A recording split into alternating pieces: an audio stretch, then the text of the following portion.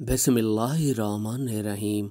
शैतान इंसान को भटकाने के लिए हर मुमकिन कोशिश करता रहता है। इससे जितना भी हो पाता है ये इंसान को दीन से दूर करने की कोशिश करता रहता है और ये इंसान के अंदर बेहयाई फैलाने की कोशिश करता है ताकि ये अपने दीन से भटक कर बुराई की तरफ तवज्जो दे, जबकि हमें चाहिए इसकी बात पर अमल ना करें। इसकी बातों पर अमल करने में भी हमारा अपना कसूर होता है कि हम शैतान का कहना मानकर बुराई की तरफ मैल हो जाते हैं और दूसरे लोगों को भटकाने की कोशिश करते रहते हैं। एक गांव के अंदर काफ़ी परहेजगार आबिद रहता था। ये हर वक्त अल्लाह ताला की इबादत के अंदर मशगूल रहते थे, पर ये इल्मो दीन से काफ़ी दूर थे। इनको दीन का कुछ ज़्यादा इल्म नहीं था।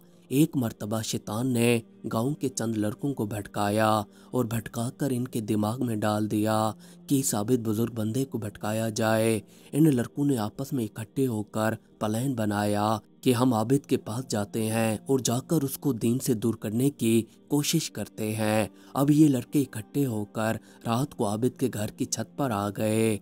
छत पर आकर ये सारे लड़के बैठ गए। इनमें से एक लड़के ने काफ़ी भारी आवाज़ निकालते हुए आबिद का नाम लेकर पुकारा। तो आबिद ने पूछा कि आप कौन हो? तो लड़का कहने लगा कि नऊज़ुबिल्लाह, मैं तुम्हारा खुदा बोल रहा हूँ। जब इस आबिद बंदे ने ये बात सुनी तो ये उठकर बैठ गया और कहने लगा कि ऐ बारी ताला, आप क्या इरशाद फरमाते हैं? तो इस लड़के ने कहा कि मुझे तुम्हारी इबादत काफ़ी पसंद आ गई है, इसलिए मैंने तुम्हारी इबादत मंजूर कर ली और मैं तुम्हें बाकी नमाजें न पढ़ने का हुक्म देता हूँ। अब तुम पर नमाजें माफ़ हैं। लड़कों ने शैतानी अमल पूरा किया और छत से फरार हो गए। अब इन्होंने तो अपना शैतानी अमल पूरा कर दिया था, पर ये आबिद ना समझ बंदा ये समझने लगा कि अब मुझ पर तमाम नमाजें माफ़ हो चुकी हैं और मेरी इबादत भी कबूल हो चुकी है। इसने तहिया कर लिया कि अब मैं बाकी नमाजें नहीं पढ़ूंगा, जबकि ये रात को उठकर तहज्जुद पढ़ता था। इसने तहज्जुद भी छोड़ दी और बाकी नमाजें भी पढ़ना छोड़ दी। जितनी भी ये इबादत किया करता था इसने सारी की सारी तर्क कर दी। इसने नमाज पढ़ने के लिए मस्जिद जाना भी छोड़ दिया। इलाके वालों ने देखा कि ये नमाज पढ़ने के लिए नहीं आ रहा, पता नहीं क्या वजह होगी। इन्होंने आपस में पूछ-गुछ की कि क्या आप में से किसी ने इस आबिद बंदे को देखा है? ये काफ़ी दिनों से नमाज पढ़ने के लिए नहीं आ रहा, जबकि ये तो तमाम नमाजों का एहतमाम करता है। पता नहीं ऐसी क्या ख़ास वजह आन पड़ी कि इसने नमाज पढ़ना ही छोड़ दी। इनमें से एक कहने लगा कि मुझे लगता है कि इसकी तबीयत ठीक नहीं होगी, जिस वजह से ये नमाज पढ़ने नहीं आ रहा, वरना तो ये 5 वक्त का नमाजी है। इन सब लोगों ने इरादा किया कि इसके घर जाकर इससे मुलाकात करके मालूम करते हैं कि क्या वजह है ये मस्जिद नहीं आ रहा। फिर सब लोग इकट्ठे होकर इसके पास चले आए। इसके पास आकर इन्होंने दरवाज़ा खटखटाया तो कुछ ही देर बाद आबिद ने आकर दरवाज़ा खोला और इनको अपने घर ले आया। यहाँ पर आकर इन लोगों ने आबिद से पूछा कि आपकी तबीयत कैसी है? तो आबिद कहने लगा, मेरी तबीयत तो बिल्कुल ठीक है, मेरी तबीयत को क्या होना था? इनमें से एक आदमी कहने लगा कि हमें ऐसा महसूस हुआ कि आप बीमार हैं, क्योंकि आप नमाज पढ़ने के लिए नहीं आ रहे थे, इसलिए हमने यही समझा कि आपकी तबीयत ठीक नहीं होगी, वरना तो आप 5 वक्त के नमाजी हैं और नमाज पढ़ने के लिए आप तो हर हालत में मस्जिद आया करते हैं।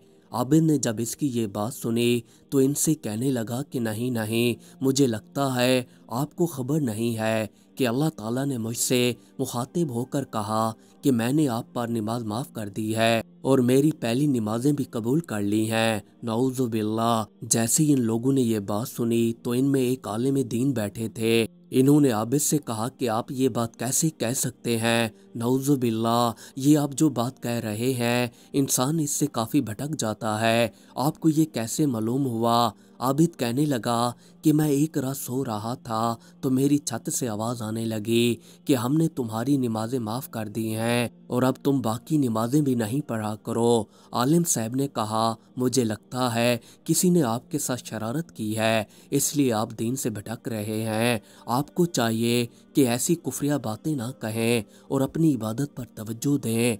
आलमे दीन इनसे कहने लगे कि शैतान इंसान को भटकाने के लिए काफ़ी प्लान बनाता रहता है اور یہ جہالت کے ذریعے انسانوں کے اوپر اپنا تسلط جلدی قائم کر لیتا ہے۔ عالم دین نے ان کو کافی سمجھایا تو پھر یہ عابد بندہ سمجھ گیا کہ کسی نے مجھ سے شرارت کی تھی، اس طرح یہ دوبارہ عبادت کرنے لگے۔ حضرت جنید بغدادی رحمۃ اللہ علیہ بہت بڑے عالم دین تھے اور ساتھ ہی محدث بھی تھے۔ یہ بہت بڑے صوفی بزرگ گزرے ہیں۔ آپ رحمۃ اللہ علیہ ایک مرتبہ ایک جگہ سے گزر رہے تھے تو وہاں پر اچانک یہ ابر چھا گیا۔ ان میں سے ایک چمک نظر آنے لگی تو انہوں نے اس کی طرف دیکھا تو انہیں ایک آواز آنے لگی۔ آپ رحمۃ اللہ علیہ اس آواز کی طرف متوجہ ہوئے تو آپ کو سنائی دینے لگی کہ ہم آپ کی عبادات، ریاضیات اور مجاہدات سے کافی خوش ہوئے ہیں، اس لیے اب سے آپ پر سے نماز معاف کر دی جاتی ہے۔ جب آپ رحمۃ اللہ علیہ نے یہ بات سنی تو سوچنے لگے کہ نماز تو اللہ تعالیٰ کے پیغمبر صلی اللہ علیہ وسلم کو بھی معاف نہیں ہوئی۔ آپ صلی اللہ علیہ وسلم کی جو عبادت تھی اس کا تو سب کو معلوم ہے، لہٰذا مجھ جیسے بندے کو کیسے معاف ہو سکتی ہے۔ پھر آپ رحمۃ اللہ علیہ سمجھ گئے کہ یہ کوئی شیطان کی مکاری ہے۔ آپ رحمۃ اللہ علیہ نے اسی وقت لا حول ولا قوت الا باللہ پڑھا۔ جو آپ کو ایک بدلی نظر آ رہی تھی تو وہ اسی وقت ہوا میں تبدیل ہو گئی۔ تھوڑی دیر بعد آپ کو آواز آنے لگی کہ آپ کو آپ کے علم نے بچا لیا ہے۔ آپ رحمۃ اللہ علیہ نے پلٹ کر جواب دیا کہ مجھے میرے علم نے نہیں، مجھے میرے اللہ نے بچا لیا ہے، جو اکیلا ہے، جس کا کوئی شریک نہیں، اور ہم اسی کی طرف لٹائے جانے والے ہیں۔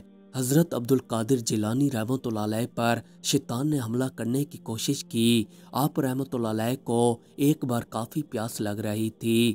آپ رحمۃ اللہ علیہ نے جنگلات میں ریاضیات اور مجاہدات کے لیے کافی زندگی گزار دی تھی۔ اسی دوران آپ کو پانی کبھی کبھار ملتا تھا۔ ایک دن اچانک پانی کی شدت کافی بڑھ گئی، پر آس پاس پانی کا نام و نشان تک نہیں تھا۔ اسی وقت ایک ہاتھ ظاہر ہوا۔ اس ہاتھ میں سونے یا چاندی کا ایک گلاس تھا اور اس کے اندر پانی موجود تھا۔ آپ کو ایک آواز آنے لگی کہ یہ گلاس لے لیں اور اس پانی کو پی کر اپنی پیاس بجھا لیں، یہ آپ کے لیے جنت سے بھیجا جا رہا ہے۔ آپ رحمۃ اللہ علیہ اسی وقت سمجھ گئے کہ یہ شیطان کی کوئی چال ہے۔ پھر آپ رحمۃ اللہ علیہ نے اسی وقت لا حول ولا قوت الا باللہ پڑھا تو فوراً شیطان غائب ہو گیا۔ آپ رحمۃ اللہ علیہ کو یہ بات اس لیے سمجھ آئی کہ اللہ کے نبی صلی اللہ علیہ وسلم کی شریعت کے اندر سونے چاندی کا استعمال ممنوع ہے۔ جو چیز دنیا میں رہتے ہوئے حرام ہے تو وہ جنت سے دی جا رہی تھی۔ اسی بات پر آپ سمجھ گئے کہ یہ سارا کھیل شیطان کا ہے۔ پھر آپ رحمۃ اللہ علیہ کو شیطان کی آواز سنائی دینے لگی کہ آپ کو آپ کے علم نے بچا لیا ہے۔ آپ رحمۃ اللہ علیہ نے پلٹ کر جواب دیا کہ مجھے میرے علم نے نہیں، مجھے میرے اللہ نے بچایا ہے۔ شیطان انسان کو بھٹکانے کے لیے کئی چالیں چلتا رہتا ہے، بس شیطان کے شر سے صرف پروردگار ہی بچا سکتے ہیں اور کوئی نہیں۔ مزید اچھی ویڈیوز دیکھنے کے لیے ہمارے چینل کو سبسکرائب کر لیں۔ شکریہ۔